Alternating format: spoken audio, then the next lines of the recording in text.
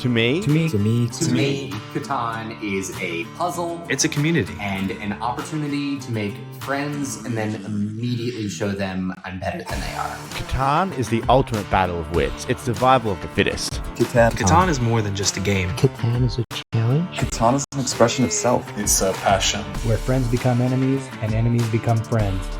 I'm here. I'm here to win. I'm here to create absolute pandemonium. I'm here to play with proven competitors. That's what makes Catan fun. I'm here to compete with some of the best Catan players out there. I'm here to have an absolute blast getting to play the best of the best, make the playoffs, then go to work. This may have started as a hobby, but now I'm one of the best players in the world. I'm here to prove I have what it takes to win it all. This is anyone's game.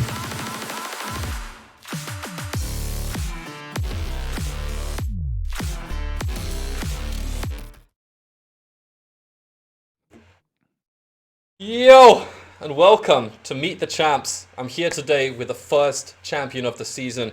This is Joshua Wright, also known as ABH. Josh, welcome to the show. Hello, how are you doing this evening?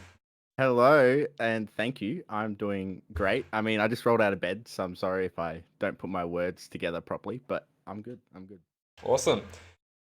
So, why don't you go ahead and introduce yourself a little bit to the audience? Who are you? What have you done in the world of Catan?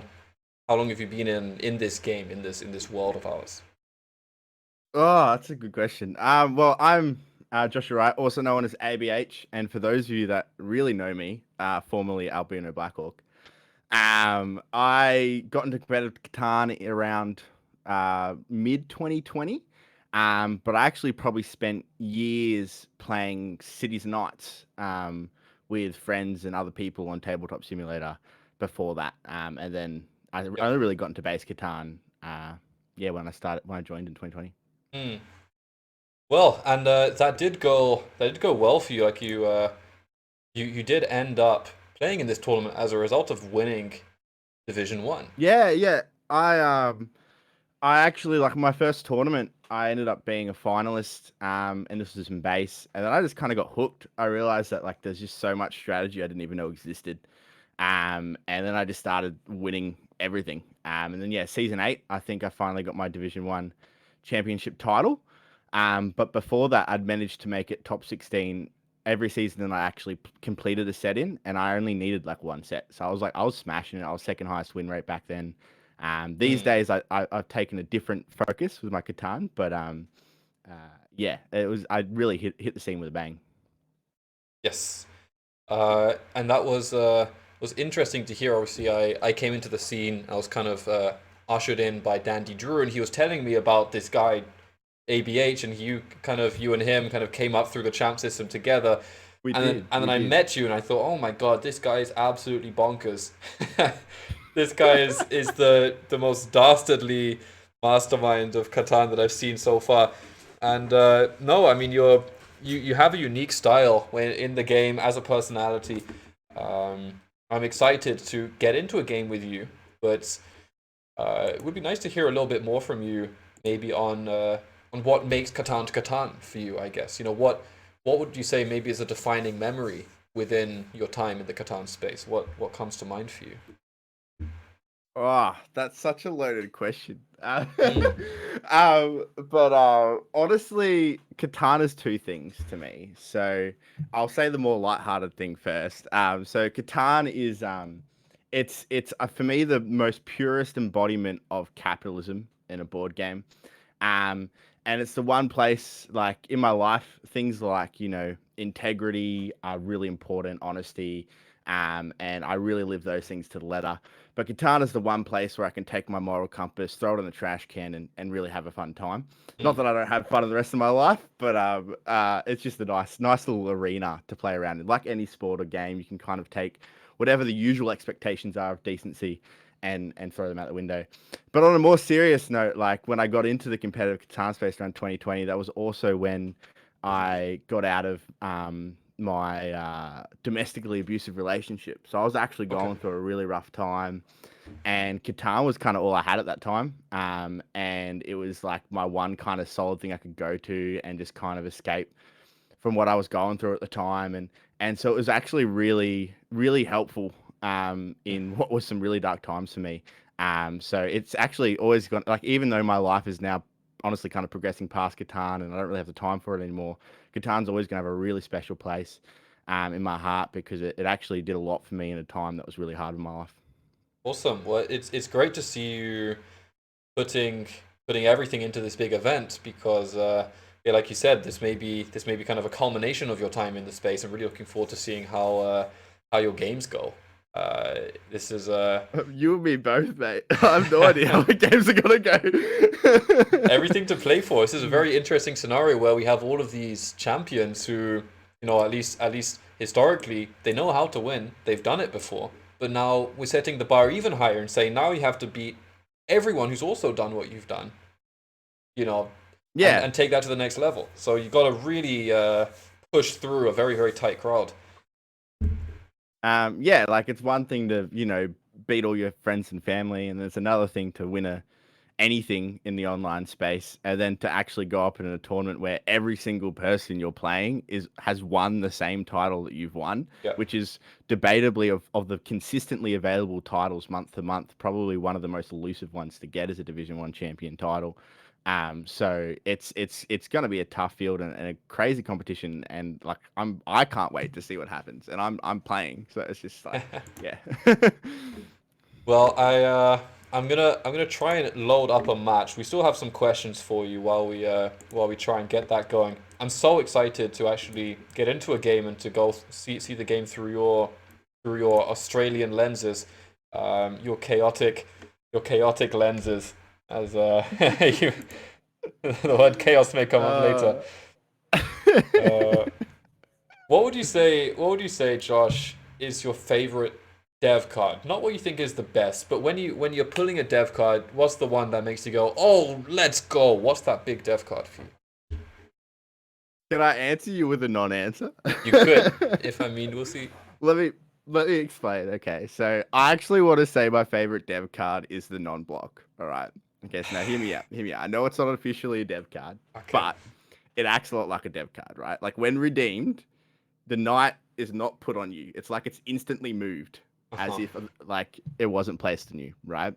But unlike dev cards, non-blocks are like exactly like the US government with the American dollar. You can make them as much as you want, give them out as much as you want, and if you realize you give out too many, well, you can just say they're not worth anything, and everything's okay.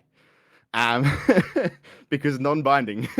But look, if I have to pick, to answer your actual question, if I had to pick a dev card, I'm gonna say something. I mean, they're all kind of vanilla because there's only like 5 or 6 to choose from. But I'm gonna say the knight just because it gives you a lot of control over the game.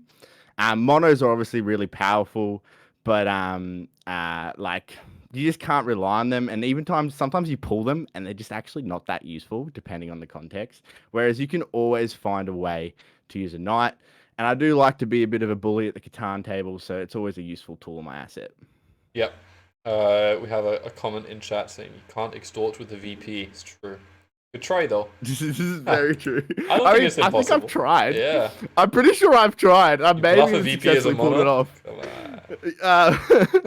Oh, I've done some crazy lies with my devs, like so many lies. I can't even keep track of how many times I've lied about my devs. We are actually about to get a game here, which is nice. I always love going through the placement thought process with different players because everyone has a slightly different approach. And by the way, chat, please, if you have any questions in mind, anything you'd like to ask Josh here, feel free. I will be answering anything I think that comes up that's reasonable. Yes. I mean, and I'll add something there too. I will just answer everything. I'm an open book. So like, I mean, as long as it's still like below R-rated content. Anything too racy for YouTube, you can DM. I'm sure. That's none of my business. All right. Yeah. We got your devs in. Here we go. That's an interesting one. Say stuff. If you could add a dev card or remove a dev card, what would you do? Interesting. I could add a dev card or remove a dev card. Oh, I don't know. It's like asking me to completely change the balance of the game, and it's a game I think is perfectly balanced. So, like, I'm not even like Ghost gets my nature to change the deck at all. I've honestly, I would probably take out the yeah, I'd probably take out the monos, to be honest. Heard that before. But I mean, I love the monos though. But like, if I had to take, I don't think I'd add anything. But if I had to take something out, I'd take out the monos. Only because they introduced the most amount of variability in terms of luck. Numbers you can control, the dice, or not control, but you can predict fairly accurately. But who pulls a mono? It's very, very luck dependent. And less luck would be probably a good thing. But I love the monos in there. Don't take them out. All right. We have some more questions in chat, but we also have a game. So let's jump into this. I'll see if I can multitask. Let's go through these placements first because we're actually first on this board, and this is a crazy board. All right, what are we looking at? So the first thing that jumps out to me is obviously brick or wheat. Those tend to be the resources I try to secure. Because, well, quite frankly, they tend to be the more valuable ones. Wood and sheep you can nearly always pick up on the way back. But looking at this board, I mean, the 8-5-10 seems pretty straightforward. Based on that last statement. Right. The 6-5-9 is obviously a really good pick. I have a love-hate relationship with the 6-5-9 because the 6-5-9 just always feels like a trap. Yeah, right. I think given this is a ranked game or just a colonist game, I would probably go the 8-5-10 here just to attract less attention. What do you think about the road here? Do we like 10-9? Doesn't seem bad. I like 10-9 for the road, but you're not gonna get it. I don't think. Yeah, I would just point up. Okay. Especially like ranked colonist games, like they have an extra layer of unpredictability. So I always like to play it safe if I'm gonna settle there. But to be honest, like to me, settlement isn't the most important part of the game. I know a lot of people think it's like 50% of the game. And I really think it only makes up like maybe 20%. Well, if you're going for 8-5-10, let's do it. I mean, the champ speaks, so it happens. 8-5-10 point up, you're saying, yeah? yeah. 8-5-10 point up. All right. Okay, and it appears that red in this game is actually number 1 on the leaderboards in this new season. Interesting. Oh, okay. Yeah. All right, well, there are some more questions for you in chat while we wait for other players to go through their placements. I think we got who is your favorite Catan player? Who was my favorite Catan player? That's such a question. I love so many Catan players. Look, I have to give a shout out to my homie, Rowan the Boat, or Rowan the Goat, as I like to call him. He is a great player to play with, and I also had the unique pleasure of being the one of 3 people who got to witness him playing Catan drunk in a Division 1 game once. It was glorious.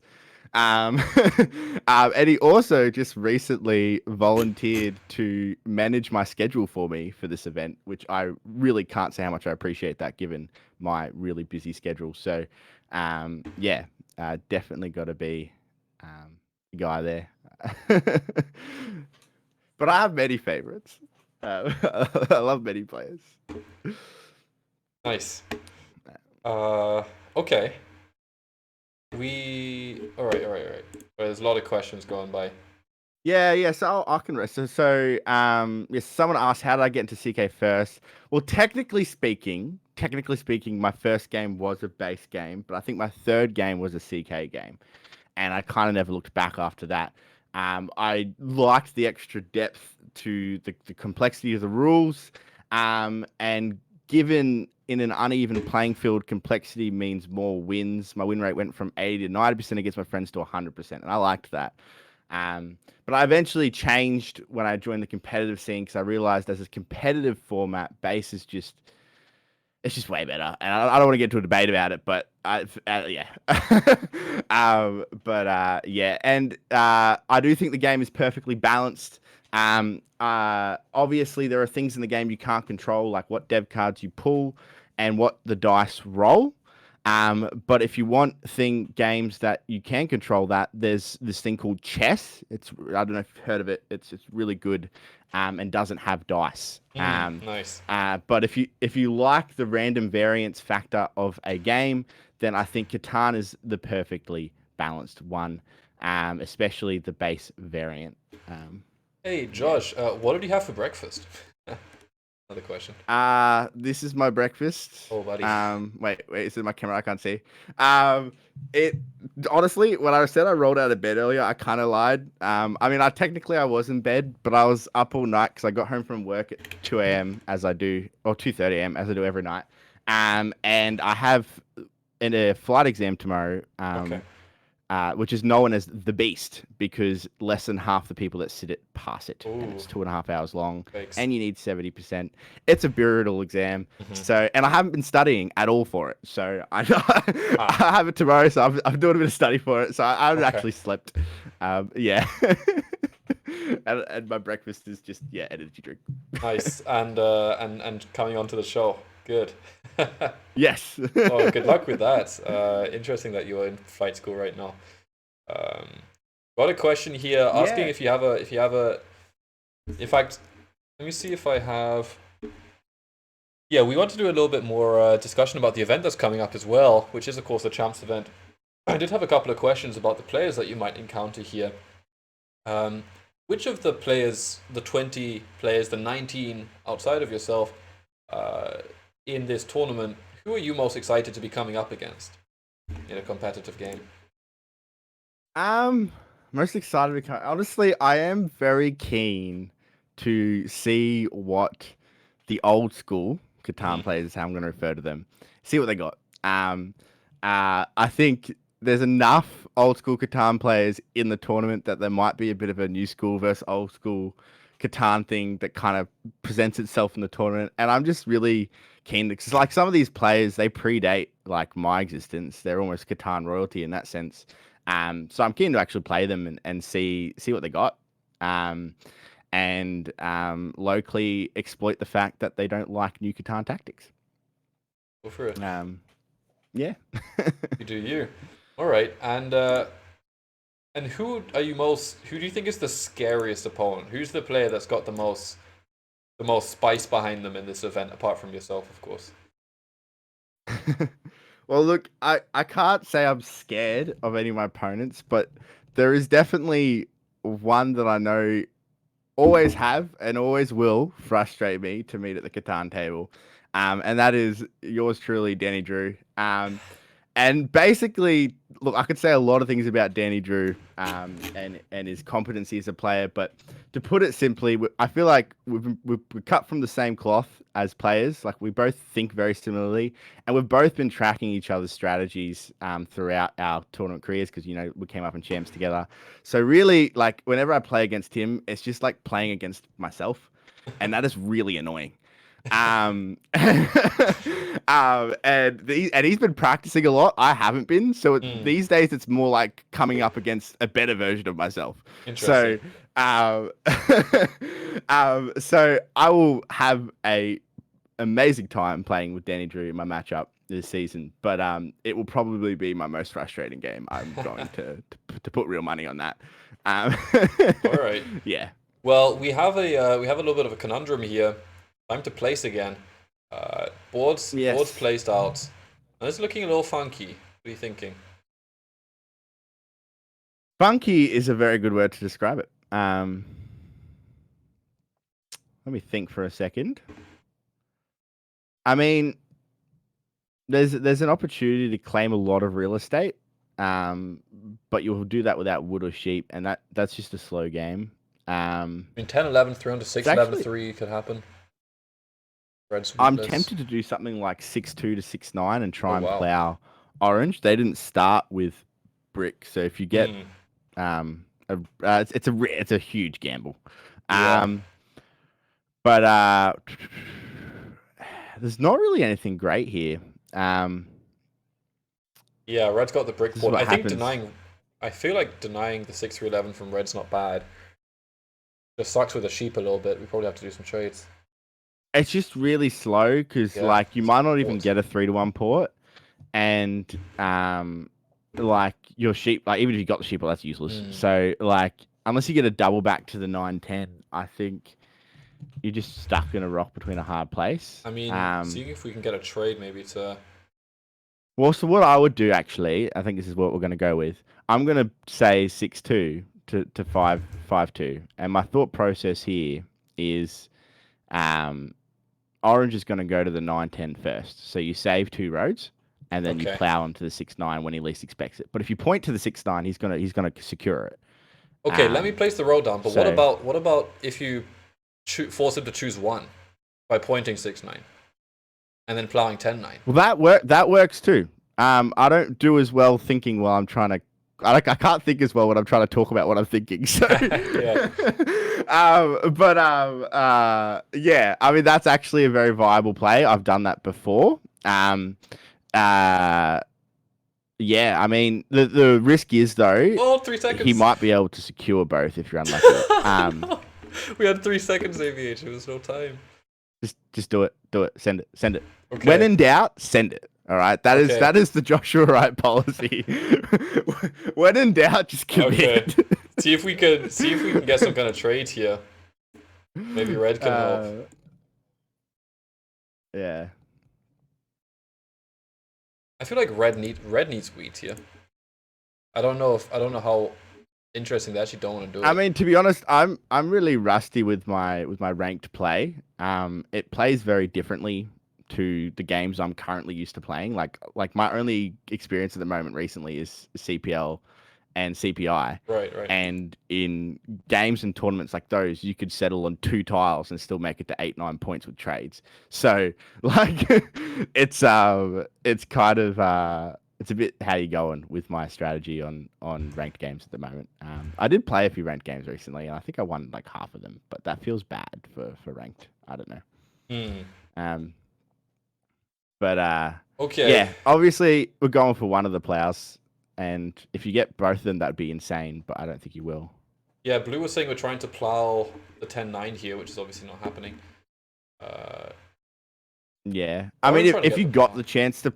If you got the chance to plow the 10-9, I would.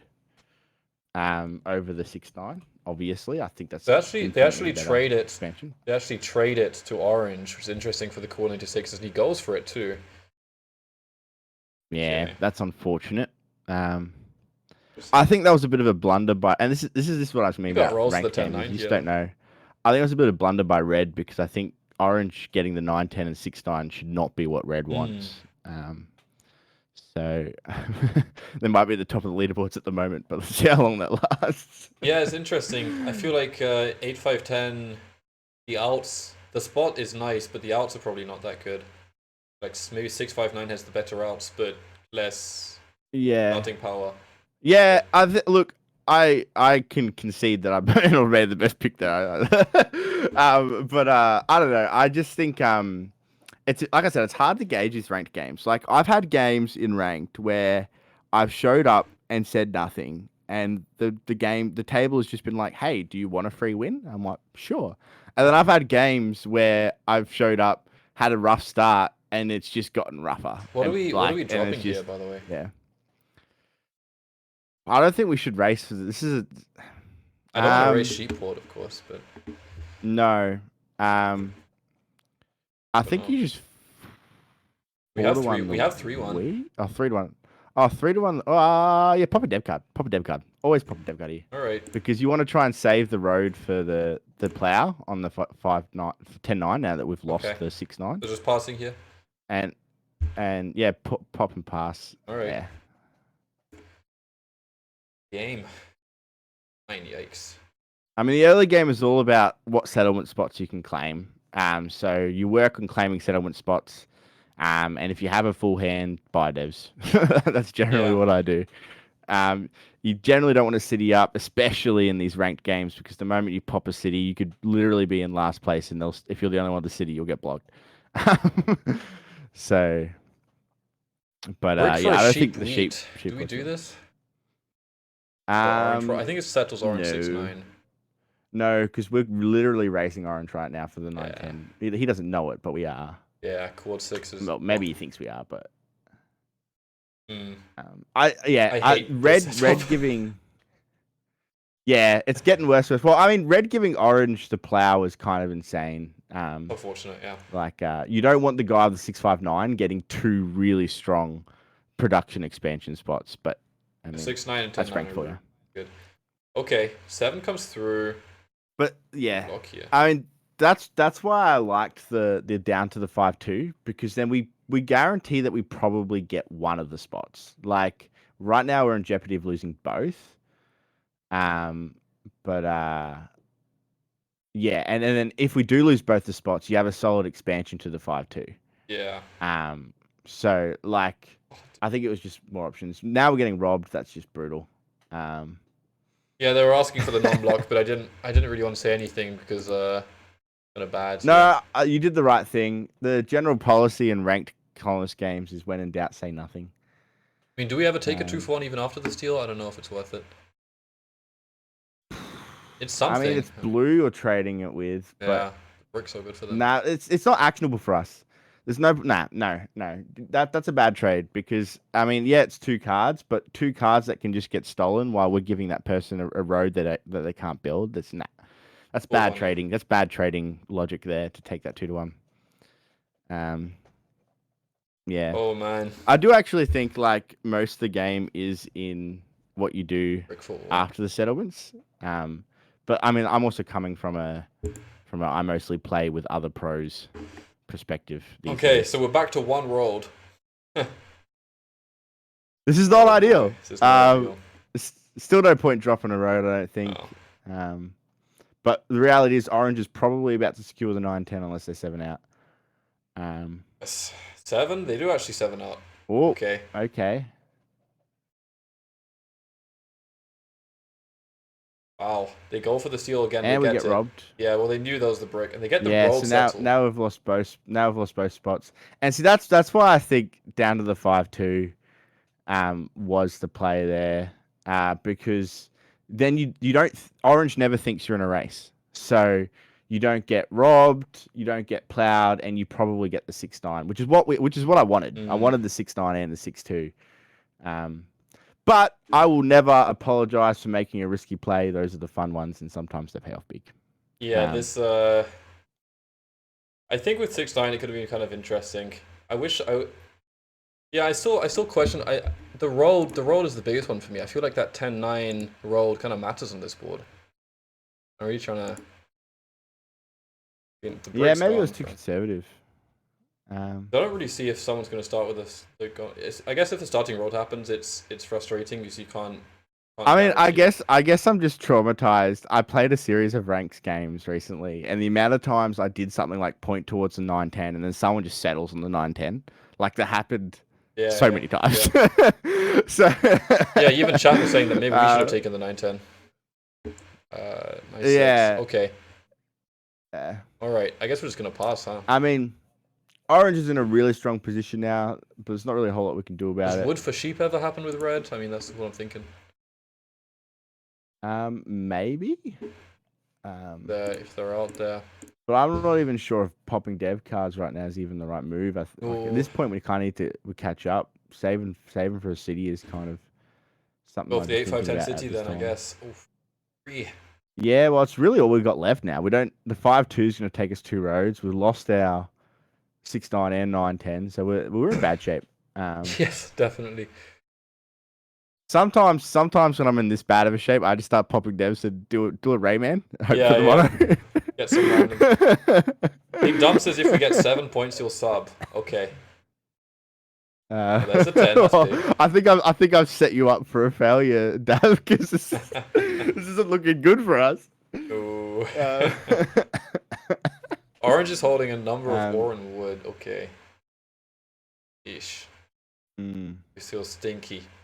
Rough game. A little bit. But it's one of your questions was, who do I think is gonna win TOC? Yeah, true. I thought long and hard about this one because I was like, I have no idea.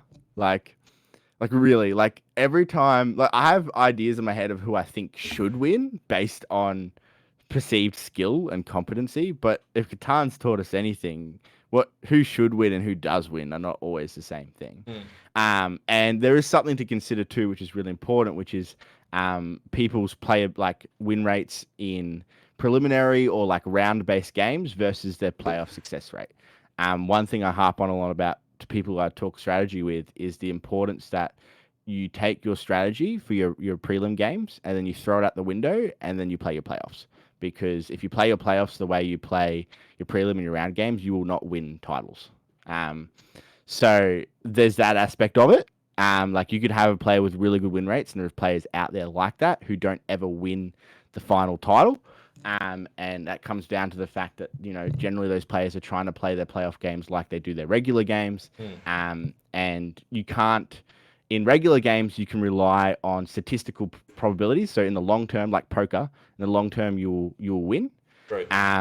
But in playoff games, you just have one shot. You can't worry about the long term. You gotta mix it up. But yeah, I think, I'm gonna be honest. I'm not gonna put any of my money on non-recent Catan players because I think being up to date with the meta as it stands is important, and I think those players will have a tendency to prevail. But if TSL taught us anything, old school Catan is not dead. And there will be some players up there as well. But I can't pick a player because it'd be like it's pretty much like picking a name out of a hat, to be honest. We're really just gonna have to see how it unfolds. Interesting. I thought you might say yourself. Oh no, don't get me wrong. I always bet on myself. Literally every fantasy league I've ever signed up for where I've also been like one of the players, I've put myself as the team captain. This one included. And it's actually fared me well. I've done well in fantasy. You finally get your city. Yeah, we get the city here, the trade with red. Yeah, no, I mean, I didn't want to miss out on anything if there was anything you would have done in this spot differently. Actually, city's the top 834. Okay, we have a 7 here. You want to just hit the ore, or where else would this go? Orange. What's orange doing? I feel like Orange this has no 4 is a big issue. so I think the ore. Yeah, hit the ore. Bad. The moment Orange starts buying devs, we want to bully them a bit more. But for now, we can leave them be. What are you thinking about the steel? I think red mostly brick and sheep, close, actually. But yeah, I like red, to be honest, because brick and sheep are all good for our hand. Yeah, nice. Okay, A5 At this point, city? we can just drop a road. Yeah. And drop road where? Is it just the 10? Is that max efficiency or somewhere else? Yeah, max efficiency here. All right. If we pull a road builder, we'll think about the 5-2. Okay. But it's now we just got to pop Nice devs block. like our life depends on it, because our life really does depend on it. So, sheep's gonna be a problem. So if we can get any 2-for-1 sheep trades, that would be amazing. But I don't know if that's gonna happen. I think with red maybe getting some wheat for brick, wheat for sheep even. Well, sheep's a good resource to be missing, because in ranked games anyway, because people undervalue sheep, generally speaking. So you can, if there's any resource that's easy to get a 2-for-1 on, it's the sheep. And this is what I mean about cities. Like, we popped the city and we're getting robbed again, even though our position is infinitely worse than blues and red. This is why I can't do ranked games. I just do my head in. Bad calls. It's just like nice 10 though. Like, I play Catan to have fun, and ranked games are not my idea of fun. I mean, how do you feel about maybe hitting some trades to red? I don't know if wood for sheep is ever a thing here.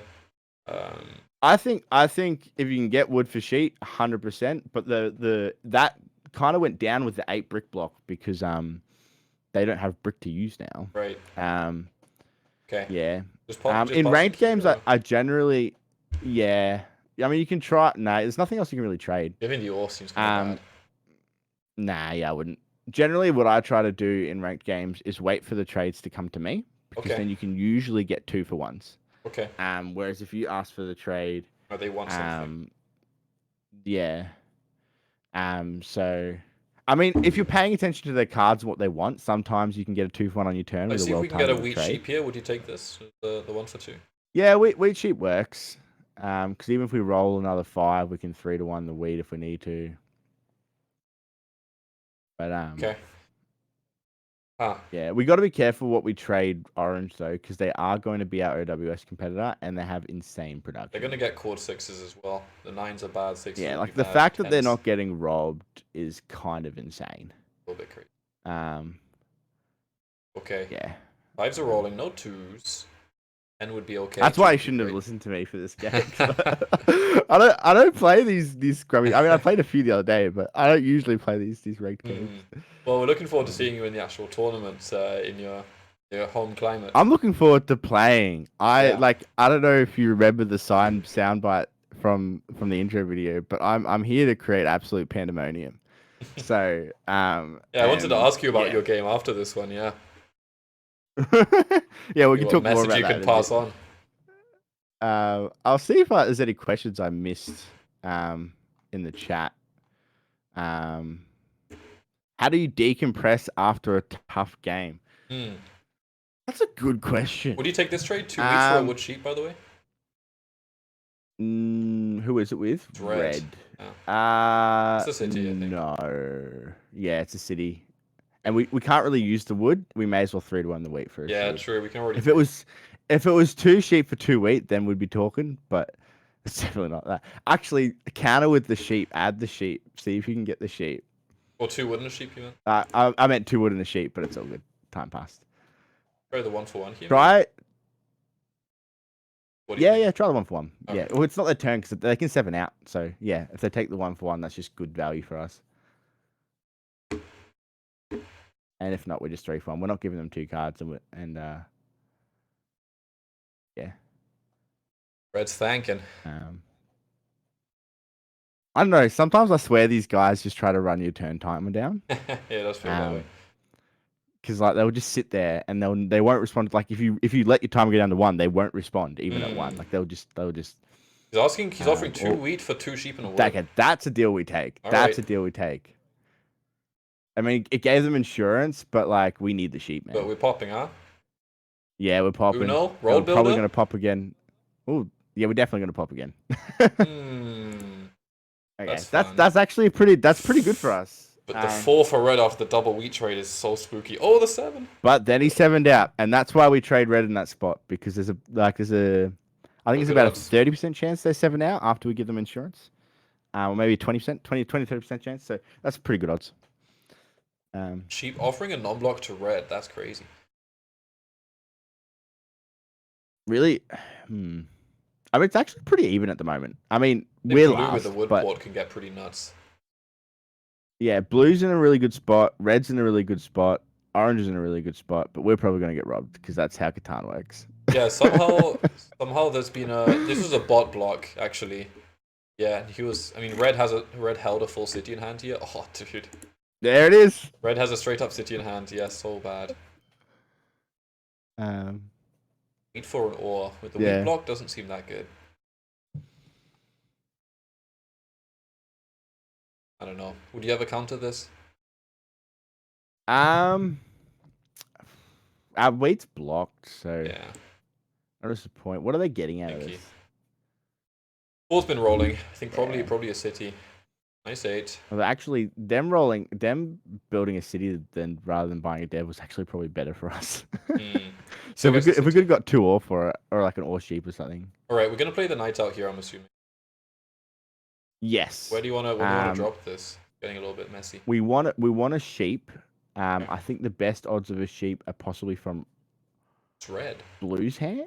Blue or red? I mean, red only has 1 sheep at the moment. Yeah. They have 1 sheep and 3 brick. So but I think blue was might looking for sheep blue. last turn. They rolled a sheep. Oh. And they bought a dev, so now they have 1. It's got to be the 4 ore still, though, no? Yeah, I think blue's more of a problem than red right now. I agree. So, you can probably steal for the settle from red's 1 and 4. Yeah, 1 and 4 is better than 1 and 6. Take the 1 and 4. We'll end up with the brick probably there. Nice. Oh, we got it. Nice, and the 3 rolls. Holy moly. Okay. Now the other question is, do we road build? Honestly, I like road building to the 5-2. Oh, wait, we can't because we played a knight. Never mind. Just settle on the 10. But I do like road building to the 5-2 there if that was an option. But we played a knight. That's obviously not. Yeah. Red's saying, my bad for giving black army. Yeah, I don't think that's going to be a concern. That's just more table talk. Yeah. One thing, like, the other thing that does my head in about ranked is I've gotten like really like acclimatized to high quality table talk. So like You can tell when it's bad. engaging with the table talk on ranked colonists is just like grinding my head against a cheese grater. It's just Yeah, like it's pretty I feel like brutal. I'm just talking to like kindergarten children with the IQ of like 2. Like it's Sorry, viewers. it's painful. Um, Yeah, no, it can be a little bit disconcerting. It's concerning sometimes how easily people get distracted by kind of basic table talk in the ranked games. It's yeah. Oh, he just How do rolled you think 3 the threes, by the competitive- way, in an orbit. Red. That's ridiculous. Mm. That's 6 roads. Okay, Yeah. now red's like instantly a massive problem. Yeah, it's a good question from Dandy Drew in chat. How do you think the competitive meta will evolve? Yeah. Oh, well, it's very interesting because we're kind of at a crossroads because the online competitive scene has gone in one very specific direction, which is, I think, in my opinion, the better direction, which is let it evolve naturally, let it become what it becomes, beyond the basic rules, there are no rules. And I think that's best for letting a game reach its potential. But then on the other hand, you have the IRL scene, where they're trying to regulate games. They're trying to basically just kind of ban New Catan and just like keep Catan what it was 30 years ago, which I think ultimately is going to drive their tournament scene into the ground as the online scene gains more traction. But it's difficult because most of us will agree that there's still a lot of prestige to winning like a national title or a world championship title in IRL Catan. So it's almost like at the moment we have these two competing metas that are kind of like going on the same track. And I don't know which one's going to win out, but I think that's probably going to really determine where the scene goes. Assuming online beats out, because online always beats out usually. I think we're really just going to see like rapid, almost rapid development in the sense that like, what we're seeing already really in the sense that like strategies you didn't think of, people think of them and then we do them. And despite the fact the game rules never change, the way to win seems to constantly change. Like I know every time I sit down at the Catan table after a break, I have an adjustment period where I'm like, whoa, what's changed since I was here last? So I think it's going to get more competitive. I think it's going to get better. And I think like as more and more people join the scene and as hopefully the game grows, we're just going to see like new strategies and thought wave processes unlocked that we just haven't thought of. I would really love to see someone build a competent AI and see if it can teach us new strategies like it did for Go. Right. That would be really cool. If someone ever, like I know people have built AIs to learn Catan, but all I've ever seen was an AI that got as good as a semi-competent player. Right. I'd love to see an AI that actually got like good to the point that is really hard to beat and came up with new strategies we didn't even think of. But I think there's so much depth to base Catan particularly that there's a lot we haven't explored yet. And I think there's definitely a lot to come. I don't think it's done developing. Okay. And it's one of those things because you have to adjust for how people play, even like it's almost like fashion, like a strategy will come in, it'll be really strong, but then everyone will know how to counter it. They'll learn how to counter it and then it becomes weak. But then a little while again, after people have moved on, you can kind of bring back old strategies. Yeah. So it might be a bit cyclical as well. Oh man, this has been rough. Or like new flavors of old strategies. We're getting bullied. Why? We are getting bullied. This is why I can't do like I just can't do like I know you can win these games. Like like people have proved you can win these games with a 50% win rate. And I've won these games with a 50% win rate. But the games that you don't win are just brutal. Why these steals? Why the steal? Like all right. We have a sheep. And the thing I've learnt too is, I mean, we're still in the race for army. The person that has 2 played knights can't play him, but we could also settle. But at this point, I don't think road building and settling helps. because that's just going to make us more of a target. And clearly, for whatever reason, we're a huge target. They think we're taking So, army. well, we do want to take army. That is the goal. I say pop a dev here. Yeah, gotta survive the orbit. Really need an 8, 10, 2. Oh my god. That's unfortunate. Does anyone have wheat? I haven't been hand tracking. Okay. Ditch the brick. Okay. Okay. This is a little messy. Can you see chat log? Did anyone roll wheat? Everyone's been looking for wheat. Everyone's been looking for it. Is it the 4? Well, I think you you still got to hit the 4 ore and hit blue because blue's going for both win conditions. Yeah, he really is. So, ooh, another sheep. That's always good. But yes, I think screw the 3 ore. Just port for a weed and pop. Go for the cheap win con. Boosh. So would you play a road builder here now? Is there ever consideration to do that? Actually, I was literally about to say play the road builder. All right. And where would you play it? Makes us more like it makes us more of a threat, but also it makes us less of a threat because then people know what that dev is. And who knows? Maybe blue wastes some of their resources trying to race this. So it's going 2-5, huh? Yeah, 2-5. It diversifies our wheat production, and also in the event that are 2 rolls, it doubles our production. Right. Hope for a 5. Oh, nice 10. The 10s are actually kind of saving the game here. Yeah, 10s are definitely best for us. They benefit us the most. Oh, I'm scared they might start aggroing. They don't. The fact that they're not aggroing means either they're not that great or they actually really don't have that many knights. 8-5-10 will all be super nice here.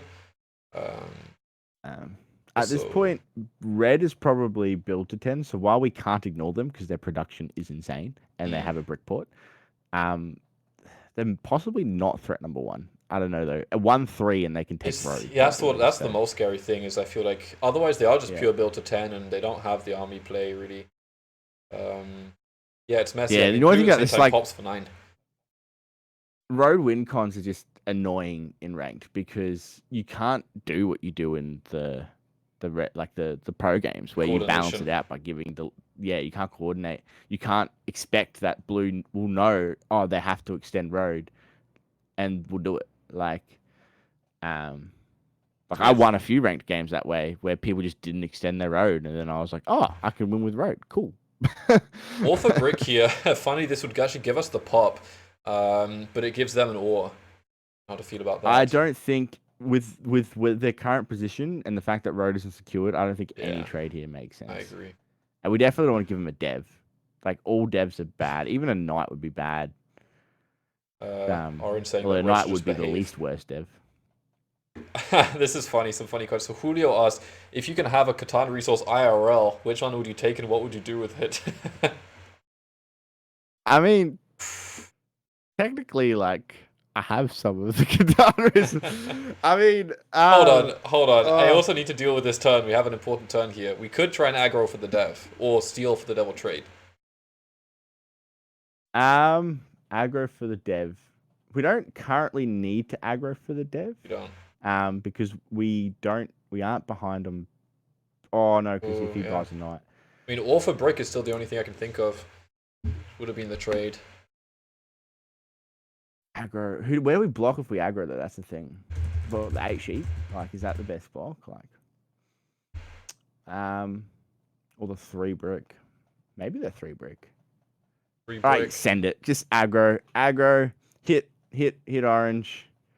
Hit orange. And I'm not orange, sorry, red. I'm colorblind apparently. Hit red and maybe the 3 brick just so that they can't win with a 3 because a 3 might be a winning roll. I think you're right.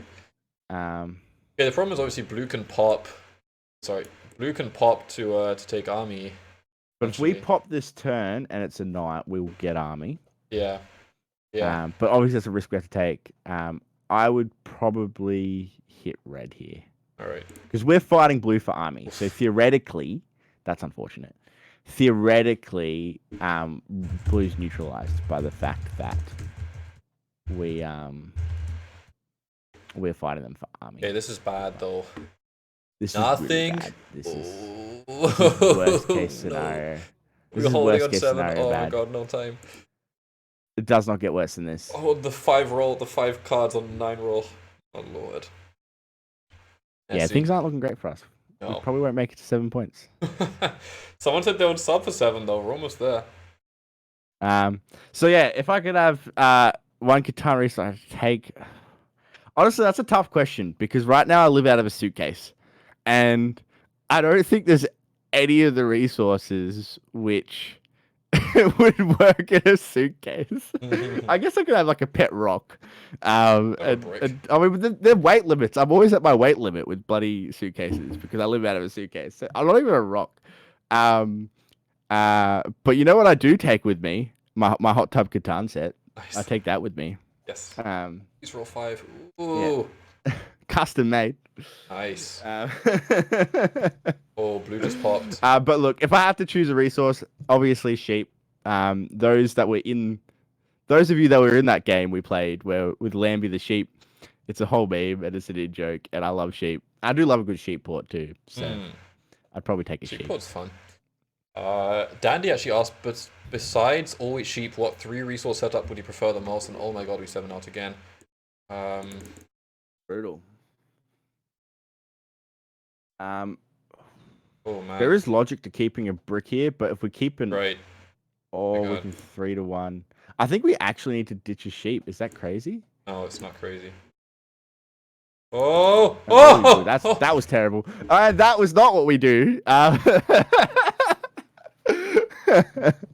This game Well, is that's so the other thing I hate cursed. about Raid Colonist games is they're on fast. They're freaking fast. I hate fast mode so much. But feel free to keep hitting me up with any other questions you guys have. Bizarre block here on the Penwood. Yes. In case you're wondering, I do also go by the names as dubbed by Chaffa, who I just saw in the chat. I think he was referred to me in KSE as the OG villain of Catan or the bad boy of Catan. Yes. I think in names I've seen. You see this roll here? See this roll? This Blue is says no glorious. knight. We needed that. Please. Uno.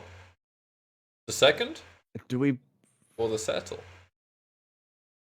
I mean, put the trade out there for the settle. I See what mean, happens. when I'm referring to settle, I mean we could also just hold on these cards. Also works. True. I mean, we could pop, could hold. Orange actually says yes for this. Ooh, orange 9 cards, 3 devs that I haven't spent though. That's a little spooky. Nah, I reckon just we're gonna have to pop more anyway. Well, if you settle and And if you settle, it puts you at 8, right? If we don't lose army to blue this orbit. He said he doesn't have knight, but we don't know. Yeah. Okay. Well then, I mean, people lie about devs and ranked all the time, but pass. We'll risk it. All right. But 6 is roll ever. I don't think I've ever seen anyone tell the truth about their devs in ranked contest.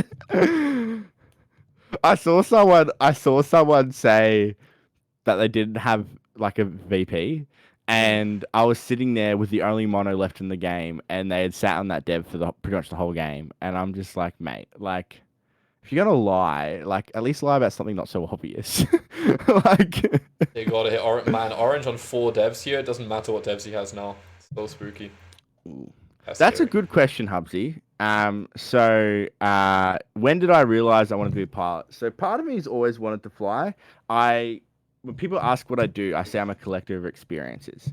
And so there isn't much I haven't done, but my goal is to do a lot of things. And on that goals, like things like pilots and becoming a pilot, even like later getting my helicopter license as well. I'm collecting licenses as well. I have a lot of licenses already.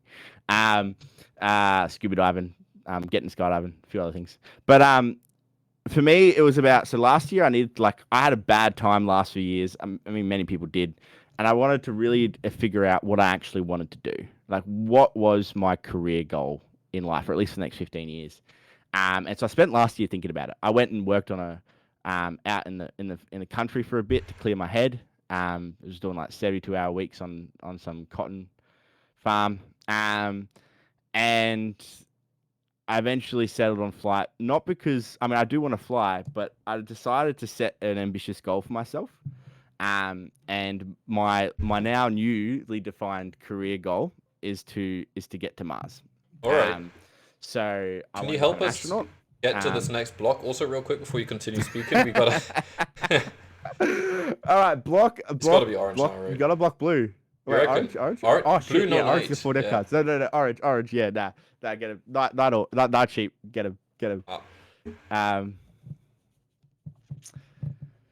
But yeah, so I've always wanted to be a fighter pilot, and I've always wanted to go to space. And so I'm combining those goals by going through getting my CPL. Then the plan is to join the US Navy, become a fighter pilot, and from there join a space program, and hopefully, within my career as a person who is capable of space flight, someone goes to Mars. Nice. And I get to go. I get to go with them. Would you like So to? that's kind of. Would you like to hold here? Yeah, wood for wheat's a good one. I don't know if anyone has this. Do we have army? We do. Orange has 4 anyone- devs though. They've been aggroing, so they definitely Orange- get a dev this turn. Yeah, no, we need to buy. We need to pop Oof. because if they have a I knight, knew it. two I knights- knew it wasn't gonna be Ah. it. Well, now To we be have fair, we this have puts us. Yeah. Yeah, We lose the sheep as we well. lose army though. We lose army though. Oh, So I think orange wins so in the bad. next turn. Yeah. We have to pop though. We have to pop. Oh That wow. was- Whoa, the 3 rolls. Okay, that's The worst part is if they win by taking army, we don't get the 7 points. It's true, but if unless we can settle. I think red can take it. I think that's game for red. Red should just be able to win here. Well, now we just kind of want The red sub? to win because The sub? we want to get 8 points. 8 We want to points. finish with our dignity intact. Unreal. Let's go. He's With gotta my have it. dignity intact. GG's. Okay. Funny one. We actually got neither of the plows. Got like perfect devs. Yeah, there. that's what I was worried about by pointing to the 6-9 was that we lost both. We got robbed 6 times. Equal most times. Equal most robbed. The Yeah. 6 rolled 3 times ever. I mean, to be fair, weird. we made it to second place, although we were about to lose that. Like one more turn, we lost. We were gonna, yeah.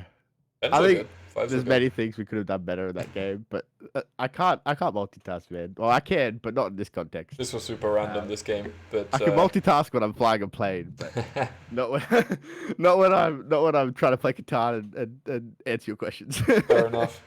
Well, we got some time to answer any remaining questions you may have, or any things you may want to talk about, any things that chat may want to ask. Yeah, I don't know if you had any thoughts that you wanted to finish off about flight. You did mention going to Mars. Yeah, interesting. Yeah, it's an ambitious goal, but I think it's possible for me.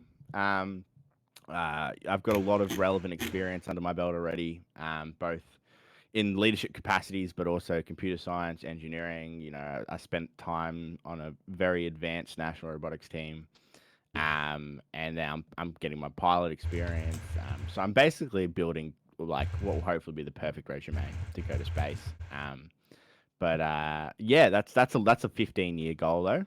So we'll see how that one goes. But bringing it back to Catan. Yes. In this tournament. Mm-hmm. So one thing I got asked, I think it was Hakuna asked me. He was like, how are you going to play this? Are you going to sweat it, or are you going to stick to your brand? Basically, was what he said. And the answer is I'm going to stick to my brand. Nice. What is honestly, your I don't have the brand, time to sweat Josh? it. For those who don't know you, how would you describe your Catan game? I am the master of chaos. Uh-oh. I started my own mafia of chaos.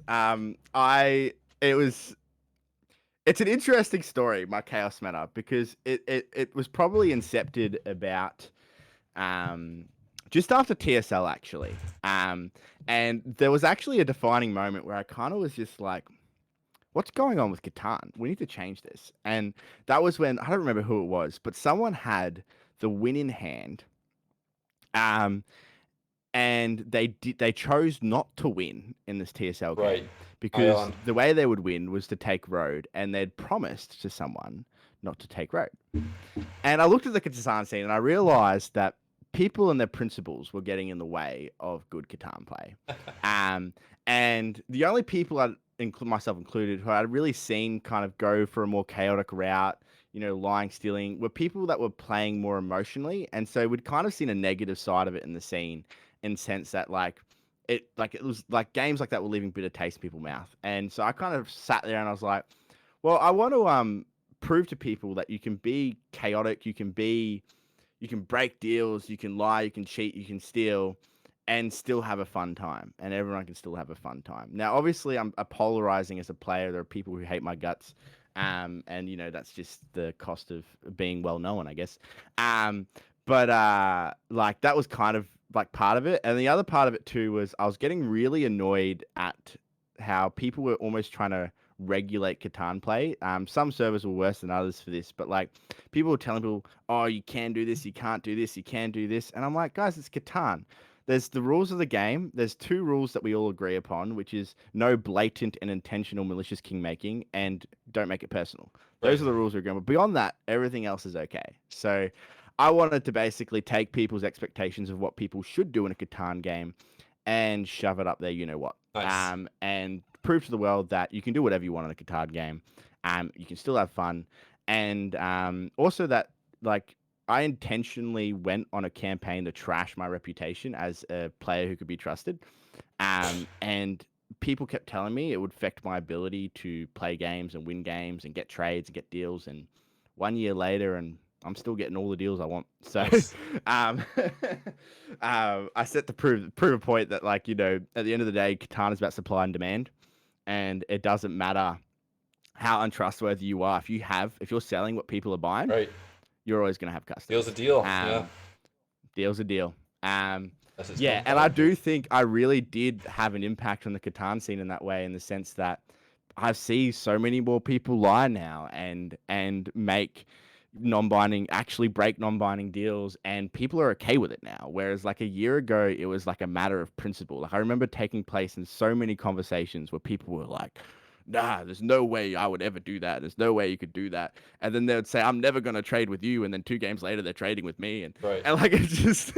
So I was really happy to flip that up on its head, and then it kind of became its own thing. Like I kind of got almost like a fan following over it, and I also realized like it's so much more fun to play Catan as a villain than as a principled person, and now it's just what I do. Nice. And creating chaos at the table is not only my brand and my specialty, it's really fun. It is really, really fun. Well, it's fun to watch as well, and we're looking forward to seeing some of your games in this tournament. Really hope you can cover some of those. We do have a final question here from Grando. If you could play a game of Catan with 3 other celebrities who you think would be good competition, who would you choose? Celebrities. Like I'm assuming these aren't just Catan people. Yeah, like, yeah, it's just like in the world. in the world. Mm. I would love to play a game with Mr. Beast, Okay. Elon Musk, Uh-huh. and who would my fourth player be? Um Okay, I was hesitant to say this because I didn't want to be the person to say it, but someone else did, so I can now. Donald Trump. Okay. I want him to be my fourth Well, player. we've all seen I the think you President's put- Play Catan video, so I think you put those 3 people down at the table. Like that's because like I actually know, like obviously everyone knows Mr. Beast is actually a huge Catan fan, so it'd be interesting to see him play. Elon Musk is an entrepreneur, and Catan is an entrepreneur's game. right. So I would really like to see him play it. And then obviously I just think I don't know. I just have a feeling Donald Trump in a game of Catan would be a funny thing. It would be wild, and I am a little bit afraid to imagine that game. Oh, buddy. Someone's financial yeah, I future's wanted getting to- ruined. Yeah. I wanted to pick people who would be interesting to play with, but also might actually be good at the game. Yes. Agree with that. And yeah, and I think all 3 of those people may not play the game, but they definitely would be good at it if they cared to play it. I think so. All right. That would be Amazing. Well, our time almost too short. The game almost too weird, even though we did get 8 points. Joshua Wright, it's been a pleasure having you on for the first episode. Really looking forward to seeing your games in this tournament, seeing how you bring the chaos against the others, especially some of these old school people. I hope they're not ready for you. Oh yeah. I'm just waiting for someone to pick a fight. Like Especially whoever's first. Whoever does it first, man. Oh, mate. Uh-oh. Uh-oh. Well, I hope I'm there to stream it, and we'll capture it live. Yeah. So I'm looking forward to it. I'm sure everyone who's watching is too. Yes. And yeah, let the chaos begin. Let the is what I chaos say. begin. I hear that. All right, man. Well, it's been a pleasure. Thank you for coming on, and I'll see Yeah, you no when worries. Thanks for having when me. your games happen. Yep. See you then. Have a good Have one. Bye bye. Goodbye, stream. Goodbye, chat. We'll be seeing you.